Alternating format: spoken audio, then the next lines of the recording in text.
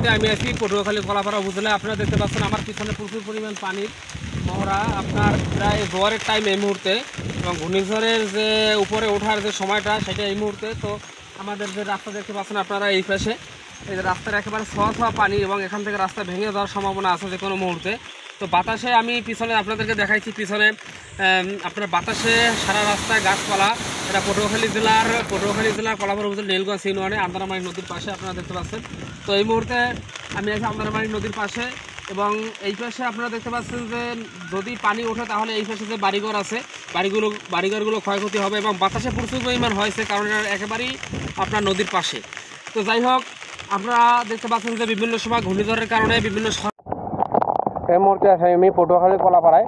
আপনারা দেখতে পাচ্ছেন রাস্তার পাশে প্রচুর পরিমাণ গাছ পড়ে রয়েছে। তো এগুলো আমাদের প্রচুর পরিমাণ আপনার বাতাস থাকার কারণে, অতিরিক্ত বাতাসের কারণে প্রত্যেকের প্রায় জনের ঘর উল্টিয়ে ফেলাইছে। আপনারা দেখতে পাচ্ছেন আমার সামনে যে আমি অতিরিক্ত বৃষ্টির কারণে এই যে একটা ঘর পড়ে আছে এবং দেখতে পাচ্ছেন একটি ঘর পড়ে আছে এবং রাস্তার উপরে প্রচুর পরিমাণ গাছ। এদিকে অতিরিক্ত বাতাস। এটা পটুয়াখালী নীলগঞ্জ ইউনিয়ন আন্দারমানিক নদীর পাশেই অবস্থিত। তো আমি আপনাদেরকে নিয়ে যাব আরেকটি জায়গায় আমাদের নদীর পাশে। আসলে দেখুন নদীতে কী পরিমাণ, প্রচুর পরিমাণ পানির মহড়া চলতেছে এই মুহূর্তে। দেখা যায় যে সরকারি লোকজন আসে, কিন্তু আমাদের এই এলাকাটা প্রচুর পরিমাণ ক্ষতি হয়, কিন্তু আমাদের দেখা যায় সরকারি লোকজন আইসা আশেপাশে দেখে যে সমস্ত জায়গা মানে ঘর সাইডে সে সমস্ত জায়গায় অনুদান দিয়ে দেবেন। রাজনৈতিকভাবে যারা রাজনীতি করে তারা এইগুলো পায়, কিন্তু আমরা এই ক্ষতিগ্রস্তের শিকার হওয়া সত্ত্বেও আমরা এগুলো পাই না। তো এটা আসলে অত্যন্ত একটি মর্মাত্মক ঘটনা, মানে কাহিনী, যেটা আমি আপনাদের মূলত ভিডিওটা করার কারণ হলো যে এটা আপনাদেরকে রেখে দিলাম। যখন সরকারি কোনো অনুদান আসবে এখানে, তখন আমি এগুলো প্রুভ করবো, কারণ আমরা ক্ষয়ক্ষতির শিকার হইয়াও কিন্তু আমরা এই বিভিন্নগুলো আমরা পাইতেছি না।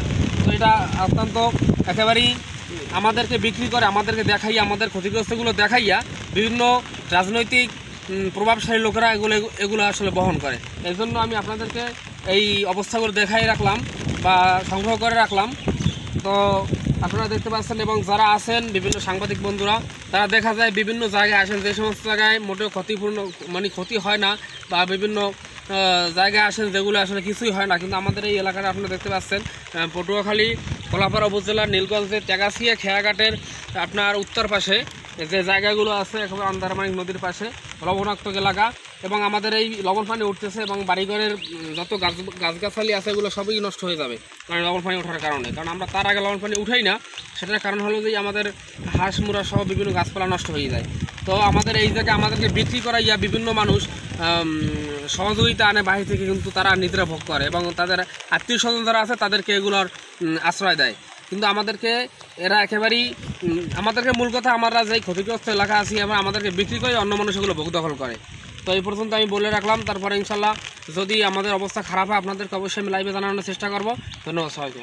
দেখতে পাচ্ছেন গাছ আর গাছ, রাস্তার পাশে প্রচুর পরিমাণ বাতাসের কারণে এগুলো হয়েছে। তো এই মুহূর্তে বাতাস চলতেছে এবং আমি আপনাদেরকে নিয়ে যাবো আন্দারমানিক নদীর পাশে। সেখানে আপনারা দেখতে পারবেন কি পরিমাণ পানি আছে নদীতে।